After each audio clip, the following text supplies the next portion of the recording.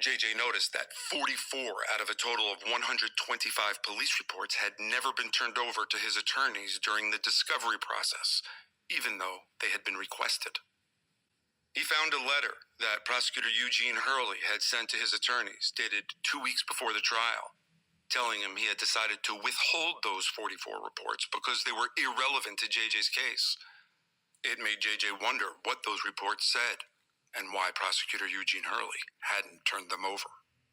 According to JJ's trial transcript, Prosecutor Hurley provided the defense with new information during lunch breaks as the trial was underway, giving them no time to investigate or even properly evaluate the evidence.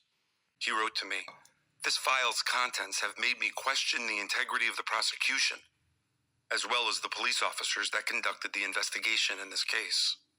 Some very important key facts never came to surface during the trial. There was another suspect in this case. He was known to the police department and residents of that neighborhood as Mustafa. When JJ learned about Mustafa, he was enraged. Whether a guy named Mustafa was involved or not, there seemed to be far more tips and information about this Mustafa than about JJ. If Mustafa, whoever or wherever he was, had done it, not only was JJ doing his time, but Mustafa had gotten away with murder, and he might still be dangerous. A defense investigator should have learned whether Mustafa was a viable alternative suspect before JJ's trial. JJ told me he did have a private investigator assigned by the court, but said he never did anything. I never got an investigation, was among the first things JJ told me when we met.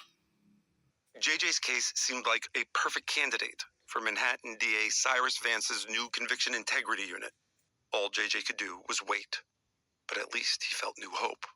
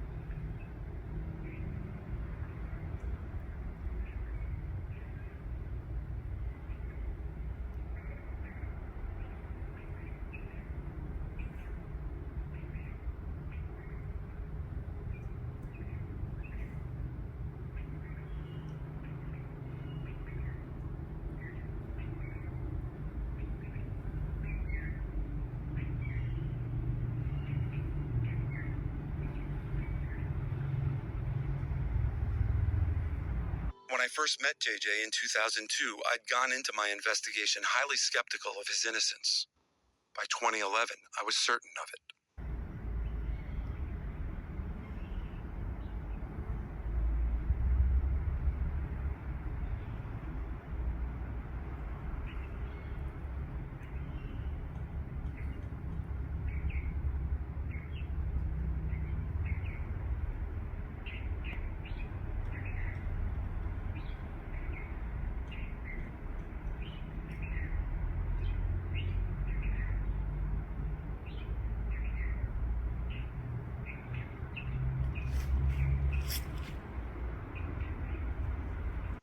And I wanted to get his story on the air.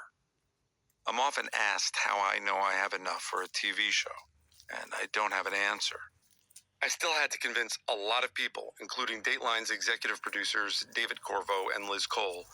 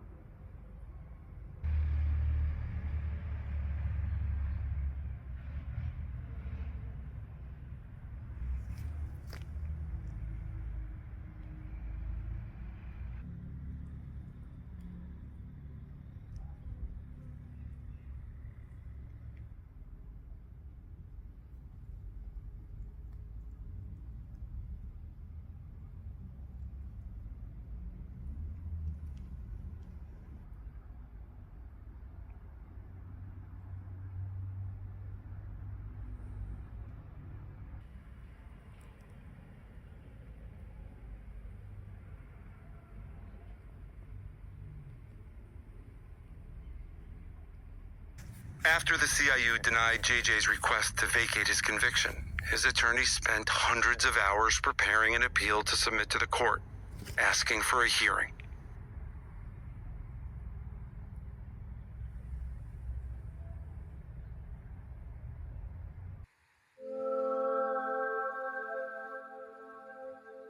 December 5th, 2014, 4:34 a.m.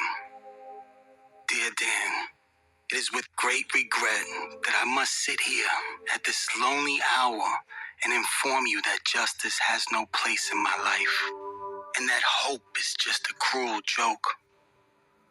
I'm writing this letter suffocating in this tiny-ass cage. I want to scream so loud, but it won't make any sense because I'm not being heard. That letter was dated 12 years to the day that JJ had first written to me, and almost 24 years to the day that Lemus and Hidalgo had been convicted in the Palladium case. When I read it at my desk, I wept openly. I didn't care who saw me. I feared it would be the last letter JJ would ever write.